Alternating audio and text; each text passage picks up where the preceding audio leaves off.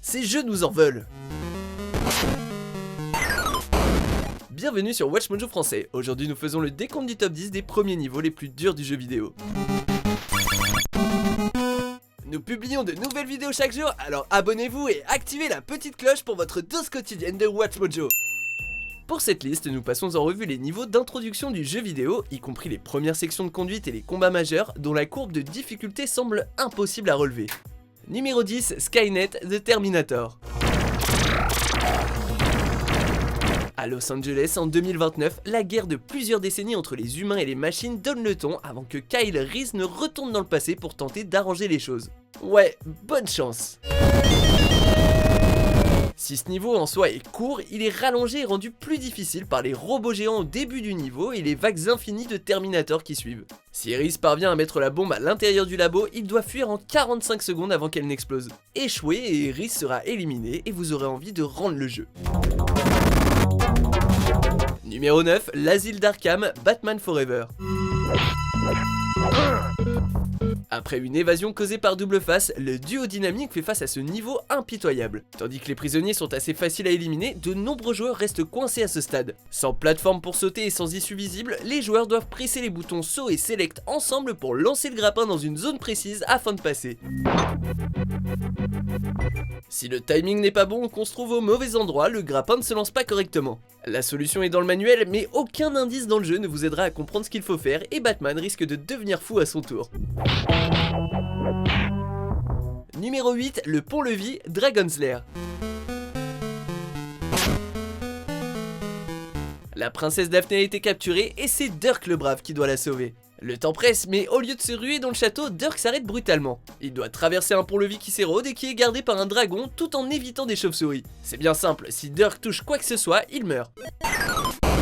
Seul un pattern complexe qui n'est jamais expliqué vous permettra de survivre à cette épreuve en un seul morceau. Le jeu d'arcade du même nom n'est pas non plus une partie de plaisir, mais au moins les joueurs peuvent passer le premier niveau sans trop de problèmes.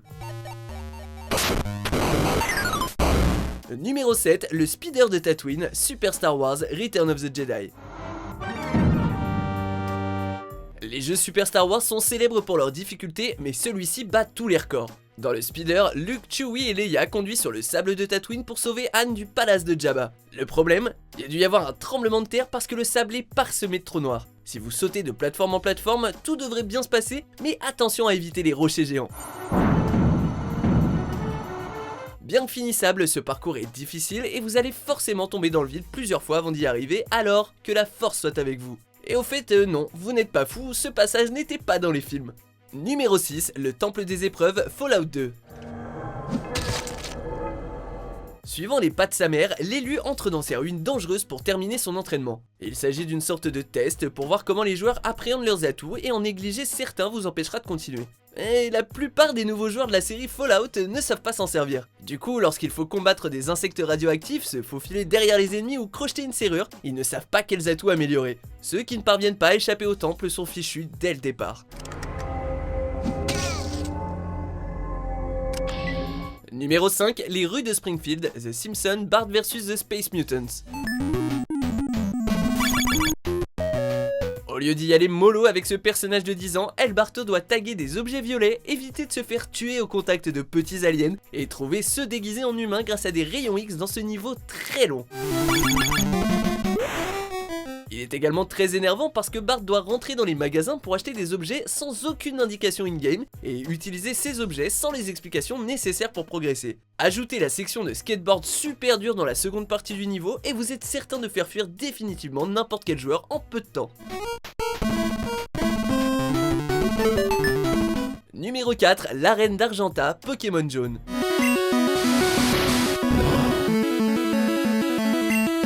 Pour ceux qui choisissent Bulbizarre ou Carapuce comme Pokémon de départ, l'arène d'Argenta est assez facile s'ils s'entraînent suffisamment avant d'y aller. Malheureusement pour les joueurs de Pokémon Jaune, Pikachu est le seul Pokémon disponible au départ et les types électriques sont plutôt faibles face aux Pokémon de type roche. Attendez-vous à un sacré défi.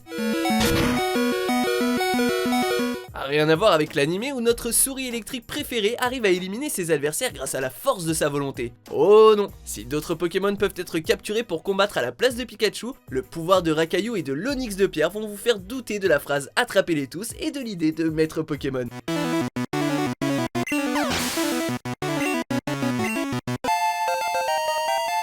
Numéro 3, le Boletarian Palace 1-1 Demon's Souls.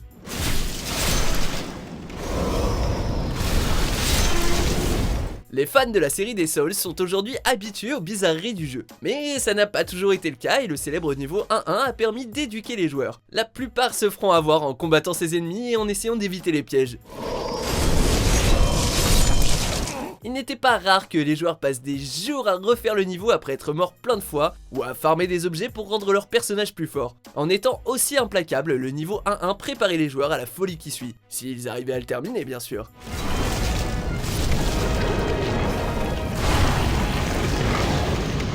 Numéro 2, les anneaux Superman.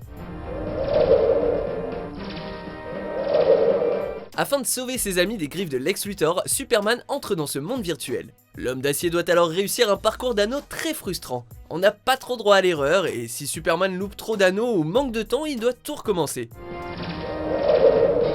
Si vous parvenez à passer tous les anneaux, le niveau contient un deuxième défi qui consiste à éviter une série d'accidents de voiture. Si vous échouez au second challenge, vous vous retrouverez à nouveau au tout début du niveau. Oubliez la kryptonite, ces cercles sont la véritable faiblesse de Superman.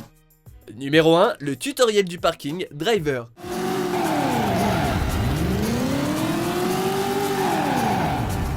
Ce niveau a pas mal fait parler de lui. Attention, le jeu Driver original est un titre très décent, mais ce niveau mérite qu'on en parle encore. Le tutoriel n'apprend rien au joueur si ce n'est à contenir sa colère.